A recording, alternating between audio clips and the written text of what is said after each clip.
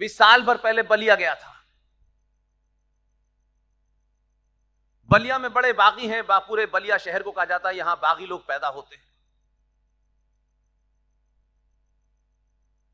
मेरे मन में एक सवाल बहुत समय से खटक रहा था। अब बलिया वालों ने बुला लिया, मैं नहीं जानता कि कौन सी वो बात है कि मैं सोच रहा था कि मुझे कोई बुलाए, उन्होंने बुला लिया। वहां मिला लोगों से, तो कुछ ने वो बात मुझे थोड़ी थोड़ी बताई। तो मैं उस गांव भी गया जिसके कारण बलिया बहुत मशहूर है। आपको अफसोस भी नहीं होगा, आपको दुख होगा इस बात का कि हम इतने लंबे समय तक जो हमारे हीरो थे, सरकारों ने क्या किया छोड़ दीजिए। एक जागृत समाज अपने हीरो को पहचानने में सरकारों की अनुशंसा चाहता है तो फिर समाज मर चुका है। एक ब्राह्मण, जनेऊधारी ब्राह्मण, जो जनेऊ पहन करके पूजा पाठ भी करता था,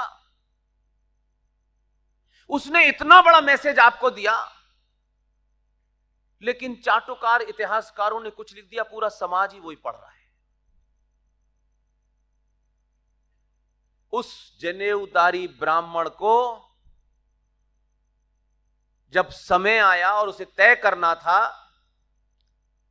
कि मेरा कर्तव्य क्या है, मैं ब्राह्मण कुल में पैदा हुआ हूं, इसका मतलब यह नहीं है कि सिर्फ पूजा और कथा ही करानी है मुझे।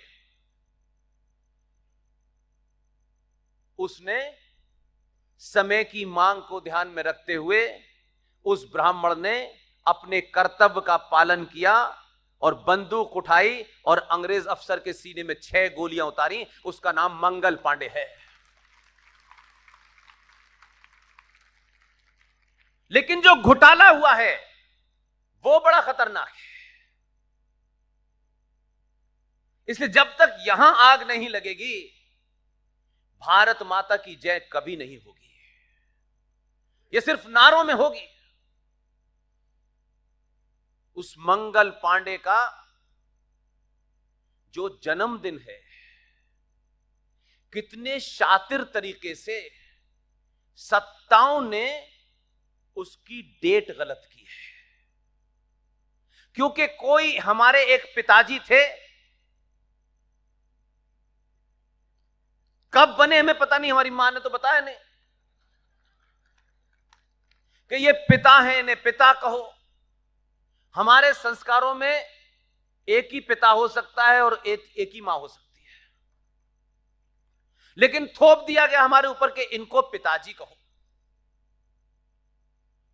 मंगल पांडे का जन्मदिन 30 जनवरी का था, लेकिन कोई आदमी उससे बड़ा ना हो जाए, इसलिए 30 जनवरी की डेट, उस दिन जिस दिन उनकी हत्या हुई थी, उसको छुपा दिया गया कि कहीं ये मंगल पांडे पिताजी से बड़ा ना हो जाए। सरकारों ने किया, उस शहर के लोगों ने जितनी उनकी हिम्मत थी उतनी उन्होंने की। जितनी मेरी पास ताकत है मैंने पहुंचा दिया सही जगह कागज, सही लेटर बॉक्स में चिट्ठी डाली है। काम होते हैं। और यह भाव मैं इसलिए नहीं कह रहा, अपने इसी 10-12 साल के दौर में बिना मिले, बिना एमपी और एमएलए बने, बिना संगठन बनाए, चौराहे चौराहे जोर से बोलिए। संचार क्रांति के दौर में लोग आपको सुनते हैं और सच बात सर चढ़ के बोलती है। इसलिए मुझे पूरा यकीन है कि 2 मुहिम रह गई हैं, उन्हें पूरा करने की कोशिश में लगा हूं। मेजर जनरल जीडी बख्शी, सुशील पंडित, ललित अंबरदार, प्रोफेसर कपिल कुमार, प्रोफेसर पवन सिन्हा, ये तमाम सारे लोग अपनी अपनी भूमिका निभा रहे हैं। लेकिन एक सवाल है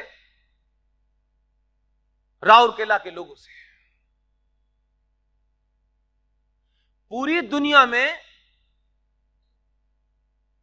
65 और 56 मुल्क मिल करके एक देश के खिलाफ लामबंद हो गए। और आपके यहां आपके टैक्स की सब्सिडी से छोटे भाई का पजामा बड़े भाई का कुर्ता पहन के जो घूम रहे हैं, वो नारे लगा रहे हैं कि हम फलस्तीन के साथ हैं, हमास के साथ हैं। घर का दरवाजा है नहीं, ये फलस्तीन के साथ है। शाम को सब्सिडी मोदी से चाहिए, फलस्तीन के साथ है। दुनिया ने रुख तय कर लिया। अगर 2023 के भारत में भारतीय समाज अपना रुख तय नहीं कर रहा है तो इसका मतलब है कि आज भी आप अंदर से किसी लालच से ग्रस्त हैं। ये जोर से बोलने का समय है, सच बोलने का समय है। ऐसे ही अपडेट और वीडियोस के लिए भारतनाथ को लाइक, शेयर और सब्सक्राइब करें। बेल आइकन दबाना ना भूलें।